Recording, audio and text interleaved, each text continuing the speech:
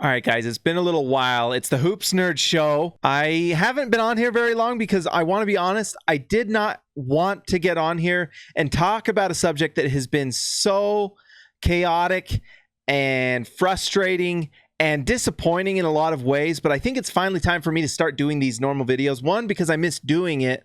And two, there was an interaction today on Twitter that really bugged me, and I think it's time that I just start talking through these different subjects and just talking about the NBA in general. I'm going to just starting these and just going. I don't know every day what we're going to talk about, but I'm going to try to do one of these every single day while we're dealing with this coronavirus stuff. It's crazy, but we're going to talk about the NBA. We're going to see what we come up with. But today I wanted to talk a little bit about Rudy Gobert, Donovan Mitchell, and the coronavirus thing that happened. We all know very well what happened with Rudy Gobert and Donovan Mitchell. I just wanted to talk about it a little bit. And I think there's aspects of this I want to talk about. The thing I wanted to talk about is that Woj tweet about Rudy Gobert. It really bugged me. And anyone who comes at me on Twitter or on here in the comments and says, what's wrong with Adrian Wojnarowski just reporting the news? What's wrong with that? Why would you have a problem with that? He's just reporting the news. Well, what he did is not necessary. I mean, technically, yes, he was reporting the news. But if you actually dig deeper and look at things after the fact with what had happened with Rudy Gobert and Donovan Mitchell, then you see that it wasn't just reporting the news. What he did with Rudy Gobert compared to what happened with Marcus Smart, Kevin Durant, and everyone else who has shown to have the coronavirus was different. What he did with Rudy Gobert was try to create a story, something sensational based off of some sort of tip from someone within the Jazz, likely from the Donovan Mitchell camp, whether it was Donovan Mitchell himself or one of his agents or one of his family members or something, but using that type of tip from that side, not giving Rudy Gobert a chance to defend himself, and go out there and make Rudy Gobert crucify him for all of NBA Twitter for 2 days is messed up.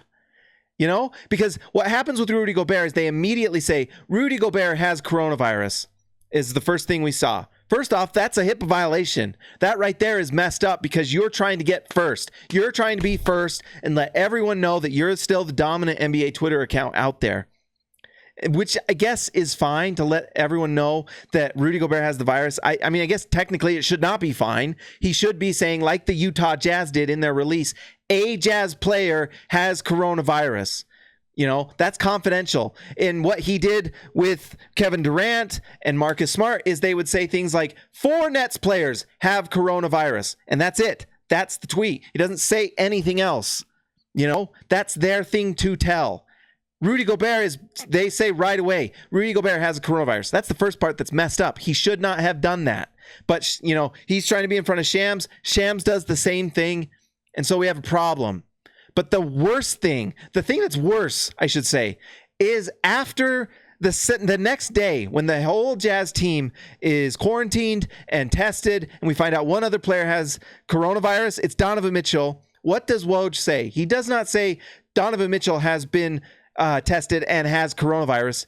He says Donovan Mitchell has coronavirus and Rudy Gobert what did he say? Had a cavalier attitude because of Rudy Gobert's cavalier attitude. Donovan Mitchell also has coronavirus. So he's basically implying that Rudy Gobert gave Donovan Mitchell the coronavirus. And we all know what happened after that.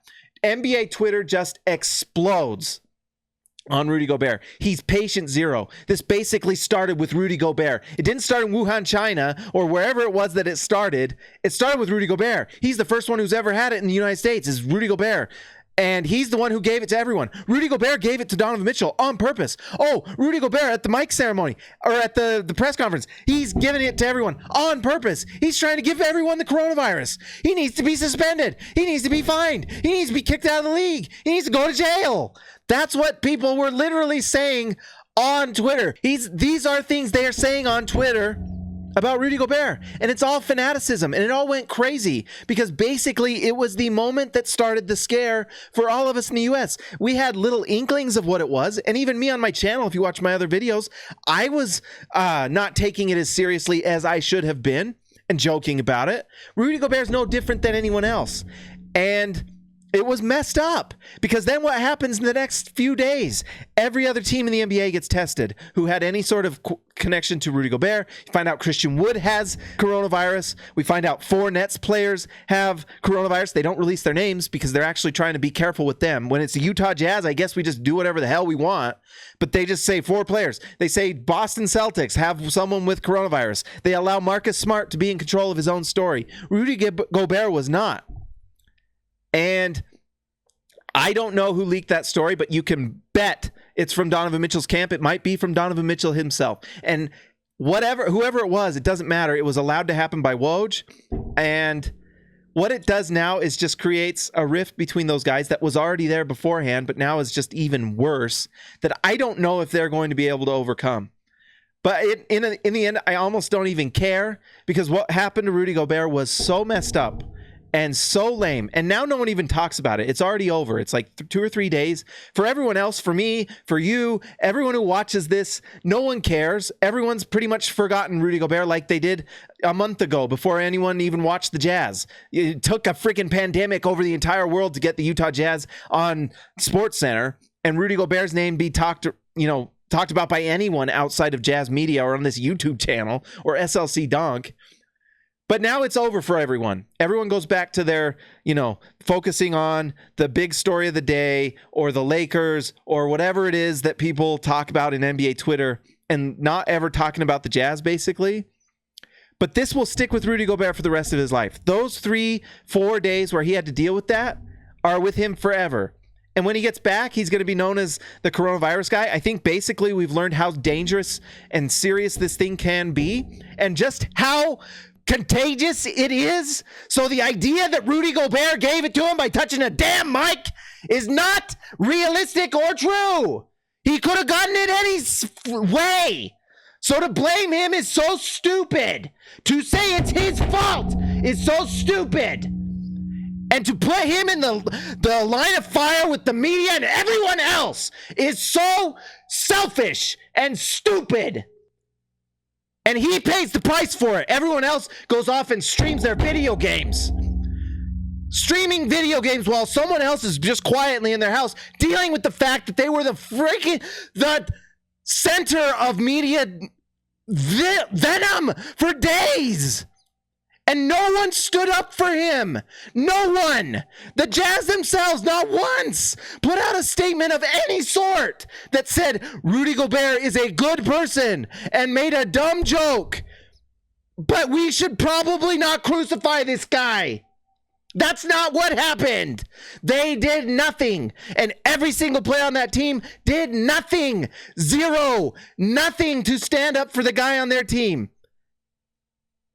Now, I don't know what was going on in the locker room before. And maybe it was something that was so bad that no one on the team would stand up for this guy. But I can tell you from personal experience, dealing with Rudy Gobert, donating to a charity I have worked for, that he is a good guy. He is a different guy. He's unique. He may have personality things that we don't know about as fans behind closed doors, perhaps. So I will give some people a bit of credit for this type of lack of empathy. But to blame everything on him, to not say a thing about it later, shows such a lack of leadership. It is such a lack of leadership that I don't know how the Utah Jazz go forward with either of these guys together on the team. I don't know how you do that. How can you trust the leadership of someone on your team who threw their other best player on the team under the bus and would not say anything about him for days and still hasn't? It's frustrating and it makes me mad. I've been around the block a few times. I've seen all these different iterations of the Jazz, whether it was Karl Malone and his pain in the butt contract negotiations, his frustrations with Larry Miller, whether it's Darren Williams and Jerry Sloan that ended up in a separation. We've seen all these things. We've seen other teams fall apart. Shaq and Kobe separate because of selfishness of the players. I tell you what. You cannot go forward if you don't know certain players are a leader on a team. I don't know how you go forward with that. But if you have a player that's willing to sacrifice another guy on his team, it tells me something about your leadership ability. Is this about winning? Is this about the team? Or is this about selling shoes and being popular and not being the butt of a joke? It certainly wasn't compassionate and certainly wasn't empathetic, and it certainly wasn't leadership. I know that, you know? So I hope that we can figure this out, guys, and I'm going to talk about this in the next video because I was really frustrated about this. This was really messed up. No one stood up for him. Everyone out there literally just lets it go and lets this guy be crucified, and then lets the blogs like SLC Dunk, the annoying SLC Dunk on Twitter, the one that annoys everyone. Well, guess what? SLC Dunk was the only one who would stand up for him. No one else would. You know, and I'll lump in like the reporters, the guys talking about, you know, reporting the story, the Tony Joneses, the Andy Larsons. Those guys are reporting the stories, and you can read what they were saying, and it was good reporting. They did a very good job. But the people that had a chance to actually stand up for this guy, you are the team. You can stand up for this guy. You did not do it. You did not. So you're either a coward or you've taken a side, one or the other. And my guess is that it's the latter. You've chosen a side. You've chosen who you're with. So I would be very surprised if Rudy Gobert was on this team next year. Very surprised. Because this guy got massacred. Massacred. And he's not going to forget. You think he's going to forget? I wouldn't forget. If I went through what he went through and what everyone else, like, no one's got his back. You know, I pray to God that someone behind his back said something. You know, maybe this was all a show, but we know certain people did not. And it's frustrating, and I'm mad about it. I'm sorry if I broke your ears with my voice, but I was annoyed with it.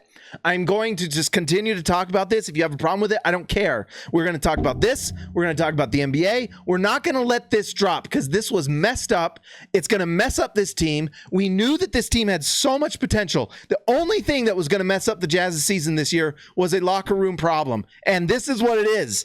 And I don't know. I don't want to be like blame everybody because there are things that we probably don't know about. And I'm probably being too harsh on certain people. But if you're like, they beat themselves. I don't know what you're going to get in return if you make a trade for either of these guys that's going to make up or be better than what they could have been this year had they figured it out. And they couldn't. And it doesn't look like they care. It doesn't look like they're worried about getting together, you know, figuring it out. So I don't know what you do. But I guess we just look forward to next season, whenever that is. Hopefully this coronavirus thing can end soon. It's crazy, guys. It's going to be a wild 2 or 3 months and then maybe we'll get the NBA back in early June is kind of what people are saying. Perhaps, you know, I hope so. Cause I like doing post games, guys. Sorry, I got so mad, but I had to talk about this. I had to do a video. We're going to do more. I'm going to do these hopefully every day. Guys, like and subscribe to this channel. I will talk to you later.